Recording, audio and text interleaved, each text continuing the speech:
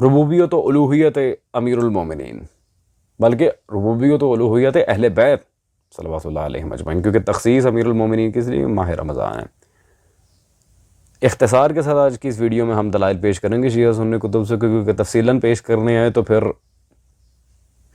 اس پر باقاعدہ ایک سیریز کا ہمیں اناگریشن رکھنا پڑے گا۔ دیٹس ناٹ پاسبل، کیونکہ رمضان اینڈ پر اور بہت سارے مولویوں کو دھول چٹانے کا پروگرام ہے۔ خیر، سب سے پہلے تو چلتے ہیں، یہ میرے ہاتھ میں موجود ہے جی تفسیر قمی مطبوعہ ایران،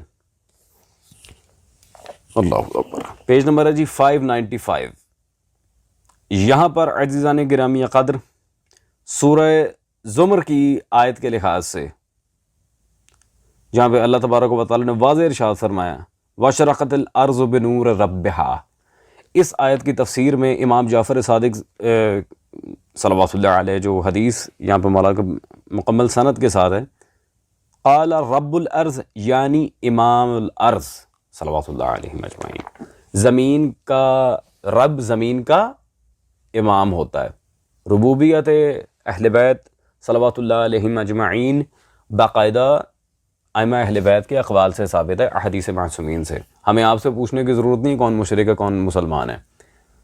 خوب عزیزان، اب اہل سنت، میں ایک بات ویسے کلیئر کر دوں، یہ اغیار کی خوشنودی حاصل کرنے کے لیے جو ائمہ اہل بیت سے کنارہ کشی کی جاتی ہے اور باقاعدہ اس معاملے میں بہت سنجیدگی کے ساتھ، بہت ساری اوور ایکٹنگ کے ساتھ احادیث و قرآن کی آیات کا صریح انکار کیا جاتا ہے، یہ صرف اور صرف D R Ps of channels بڑھانے کے لیے اور شیعوں کو کمزور دکھانے کے لیے، اور یہ چینل والے جو اینکرز ہوتے ہیں اور یہ مولوی بڑے یہ تیز دماغ والے ہوتے ہیں، یہ لاتے ہی ایسے مولویوں کا ہے جن کی تحقیق بالکل نہ ہونے کے برابر ہو، بالکل جاہل مولوی۔ اور یہ امین شہیدی صاحب تو وہ حضرت ہیں جن کی تقاریر میں الحمدللہ گزشتہ سال ہم اردو کی غلطیاں نکال چکے ہیں، اردو عبارت پڑھنا نہیں آتی انہیں، نہ اصول حدیث پڑھے ہوئے، نہ اسماء الرجال پڑھے ہوئے، نہ ان کے علم مناظرہ سے کوئی شغف ہے، بلکہ انہیں یہ نہیں پتا کہ مناظرے میں صدر، مناظر، معاون، منصف کون ہوتا ہے۔ خیر، کبھی یہ غلطی سے اگر ہم جیسوں کو بلا لیں پھر ہم انہیں آ کے بتائیں گے کہ شیعہ مذہب ہوتا کیا ہے۔ اب کہیں شیعہ کافر کے نعرے نہ لگ جائیں اس ویڈیو میں، اہل سنت کے دلائل کی طرف آتے ہیں۔ یہ میرے ہاتھ میں موجود ہے جی شیخ الکل فی الکل، جس نے ہندوستان میں امام بہقی کہا جاتا تھا، عبد الحق محدث دہلوی، ان کی کتاب اخبار الاخیار،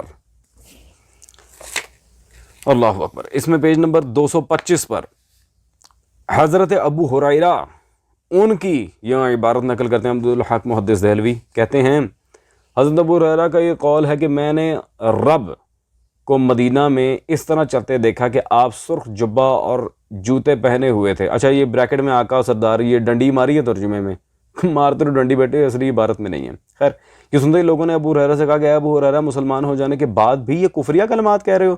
تو ابو ہریرہ مسکرائے اور فرمایا کہ میں نے رب یعنی سیدی حسن صلوات اللہ علیہ کو اس طرح دیکھا۔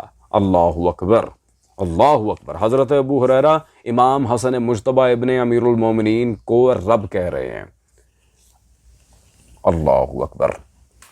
امین شہیدی صاحب جن کی خوشنودیاں حاصل کر رہے ہیں، کبھی ان کے شیخ الکل فی الکل کی کتاب پڑھ لیں، آپ حضرت ابو ہریرہ کو مشرک کہہ رہے ہیں، حضرت ابو ہریرہ کافر ہیں؟ یہ سوال اب ان پہ قرض ہوا، وہ ائمہ اہل بیت کو رب مانتے تھے، اللہ جانے گے رب اور الہ پتہ نہیں کیا ان چیزوں کو حوا بنایا ہوا ہے، صرف یہ تکفیر کرنے کے بہانے ہیں۔ اب رہ گئی الوہیت کی بات، ربوبیت آپ کے سامنے ہم شیعہ سنی دونوں کتب سے اور جید کتب سے ثابت کر چکے، الوہیت کے معاملے پر آ جائیں۔ امین شہیدی صاحب آپ کے بابا جی مشرک ثابت ہونے والے ہیں الحمدللہ، یہ آپ کے مرحوم آیت اللہ محمد مصباح یزدی صاحب، ان کی کتاب یہ تفسیر پہ اور یہ درسوں میں بھی پڑھائی جاتی ہے، خدا شناسی معارف قرآن، ایران سے چھپی ہے، میرے ہاتھ میں موجود ہے۔ اس میں عزیزان انہوں نے الوہیت کے لحاظ سے جو بات کی، صفحہ نمبر 50 پہ ہے کیا الوہیت، ذرا کہتے ہیں جی الوہیت نتیجہ یہ اعتقاد بے ربوبیت است، الوہیت نتیجہ یہ اعتقاد بے ربوبیت است، الوہیت ربوبیت پر، رب پر اعتقاد کا نتیجہ ہے، یہ حیثیت لفظ الوہیت کی۔ میں نہیں کہہ رہا، آپ کے آیت اللہ مصباح یزدی صاحب فرما رہے ہیں آئمہ اہل بیت پر یقین رکھنے سے جو ایک عام سا نتیجہ نکلتا ہے اس کو کہتے ہیں الوہیت، کہ ربوبیت الوہیت سے اعلیٰ درجہ ہے۔ یہ آپ کے آیت اللہ مصباح یزدی صاحب لکھ رہے ہیں۔ جی امین یزیدی صاحب، شہیدی میں نہیں، یزیدی کہنا چاہیے مجھے، میں نے ابھی شہیدی کہہ دیا پہلے۔ خیر، اب آپ اپنے آیت اللہ صاحب پہ کفر کا فتویٰ لگائیں، بسم اللہ، میں انتظار میں ہوں۔ اللہ اکبر۔ اور رہ گیا ائمہ کو رازق کہنا، خالق کہنا، ان سے دعا کرنا، ان سے استمداد، اس پہ الحمدللہ سینکڑوں دلائل اور کئی ویڈیوز ہماری آ چکی ہیں آلریڈی۔ لیکن پھر بھی کچھ کتابیں ہیں جو میں شیعہ سنی بھائیوں کو ریکمینڈ کرنا چاہوں گا۔ سب سے پہلے تو اللہ اکبر، حد سے زیادہ پڑھے جو مخالف شیعہ مذہب تھے، شاہ عبدالعزیز محدث دہلوی، ان کی یہ کمالات عزیزی میرے پاس ہے۔ اس میں انہوں نے، کیونکہ یہ خالصتاً تکوینی امور ہیں، تو شاہ عبدالعزیز محدث دہلوی نے ولایت تکوینیہ اور اولیاء سے استمداد کے بارے میں واضح یہاں پر لکھیں۔ دوسرا، شاہ ولی اللہ محدث دہلوی کی یہ رسائل امام شاہ ولی اللہ میرے پاس ہے، جلد نمبر 6۔ اسی میں عزیزان گرامی قدر شاہ ولی اللہ کے اس رسالے میں صفحہ نمبر 217 پر ایک رسالہ ہے الانتباہ فی سلاسل اولیاء اللہ، جو شاہ ولی اللہ نے پورا اولیاء کے اختیارات پر لکھا ہے۔ جو پڑھ لے گا سو اسے پتہ چل جائے گا محدثین کا فہم کیا ہے اس معاملے میں۔ اللہ اکبر۔ آئیں جی، اب امین یزیدی صاحب کی طرف آتے ہیں، کیونکہ مجھے اہل سنت بھائیوں کو ساتھ لے کر چلنا ہے۔ تو لیکن امین یزیدی صاحب کی طرف جانے سے پہلے پھر کچھ لوگ سوال کریں گے کہ شاہ صاحب آپ نے چلے باقی معاملات تو کلیئر کر دی ہیں، تخصیص کے ساتھ امور تکوینیہ کا اہل بیت کے ساتھ کہیں اہل سنت کی کتب میں ذکر آیا ہے؟ ڈیفینیٹلی۔ یہ قاری ظہور احمد فیضی حافظہ اللہ تعالی، بہت بڑے پائے کے عالم ہیں، حنفی المسلک، ان کی کتاب خلافت الباطنیہ میرے ہاتھ میں موجود ہے اس وقت، اور اس کتاب میں انہوں نے بالکل واضح پورا ایک چیپٹر لکھا صفحہ 123 پہ، کہتے ہیں جی اہل بیت کرام علیہ السلام اور امور تکوینیہ، پورا چیپٹر موجود ہے۔ اگر انہوں نے کئی محدثین کے دلائل وغیرہ دیے ہیں اس میں، تو یہ کوئی ڈھکی چھپی بات نہیں ہے، آلریڈی ہم بڑے اکابر محدثین کے دلائل آپ سب کے سامنے رکھ چکے، تو اس میں کوئی ڈھکی چھپی بات نہیں ہے، ایز آئی سیڈ۔ خیر عزیزان، اب رہ گئی یہ امین یزیدی صاحب کی بات۔ سر آپ کو تو شرم سے ڈوب مرنا چاہیے ان معاملات میں اگر آپ شرک و کفر کی باتیں کرتے ہیں۔ پہلی کتاب الولایت التکوینیہ فی اقوال علماء الامامیہ، جو کہ دکھانے کو دلائل بہت سارے ہیں لیکن اختصار کے ساتھ بات کر رہا ہوں۔